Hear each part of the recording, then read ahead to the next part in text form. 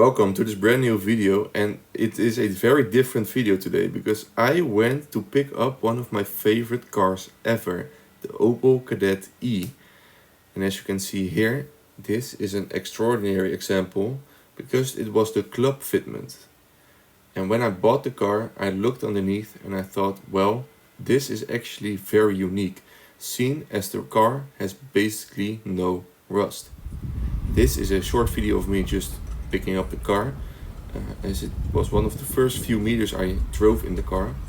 And this is a photo I took almost directly as I had it on my name. And this is with me and a friend. It has a sunroof, which also is very cool, and has 109,880 kilometers when I bought it. On the way back, it was actually very good. Although having 4 gears, it was very smooth to drive, and although being a bit more noisy than modern cars, it actually drove very decent and very good in my opinion.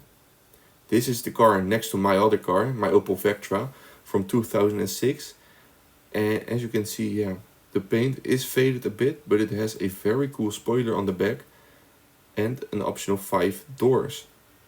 The engine actually was a 1.3N with 60 horsepower, and as you can see, it has some oil leak, a very minor though, and yeah, it looks just a bit dry-rotted, but that can also be very much taken care of in the future. Starting the car was with the hand choke, which is very decent and very 1980s, as it basically fires up directly.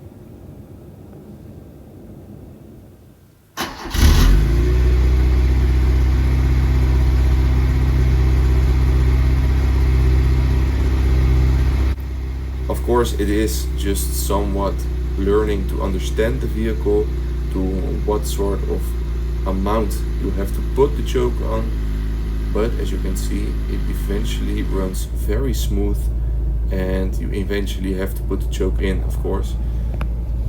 And then the car is just easy to drive. It is extremely easy to shift gears, reacts quite well to the throttle, and is also very comfortable, as in my opinion the suspension is really cool. And also for the more hot days, also the sunroof can be opened, as this car has no AC. This is just a very good addition to be having on a hot summer day.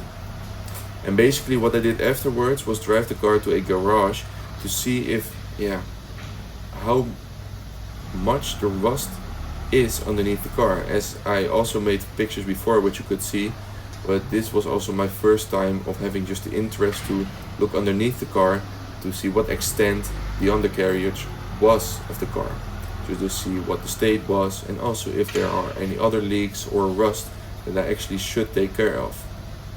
As you can see, it was somewhat just a precision work to be able to put the car up on the ramp, but eventually it actually just worked out quite well. In this light you could also very easily see that the car has some faded paint, which I'm also planning on restoring in the future. But yeah, for now it's just okay, as it's still repairable. And then was time to lift up the car. As you can see here, also the bumpers are very faded. And after that it was just time to open the bonnet, open the hood, whatever you want to call it, and just take a look underneath.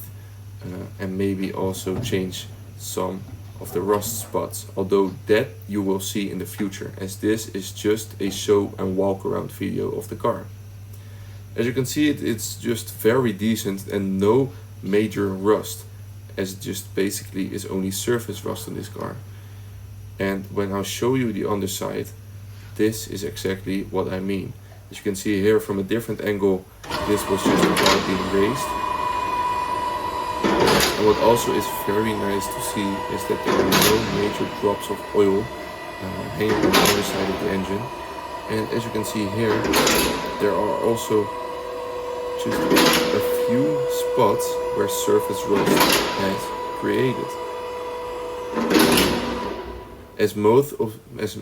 Most part of this is just filth.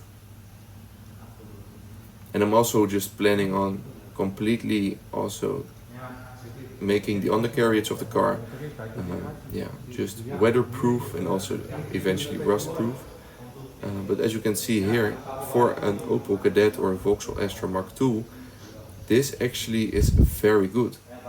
One other part that also needs some fixing, besides the engine and other mechanical components, is the gas spring in the boot or in the trunk, as this closes on its own. And this is just a short video of me washing the car a few days after I got it. As you can see, when it's wet, the car looks just extremely good. But when it's dried up, the car actually just has a bit of some sun fade on it.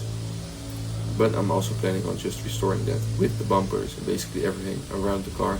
Also just giving it my own twist, maybe adding some options that aren't fitted on this car, as this car does not have a clock or a cigarette lighter, which I'm planning on installing later.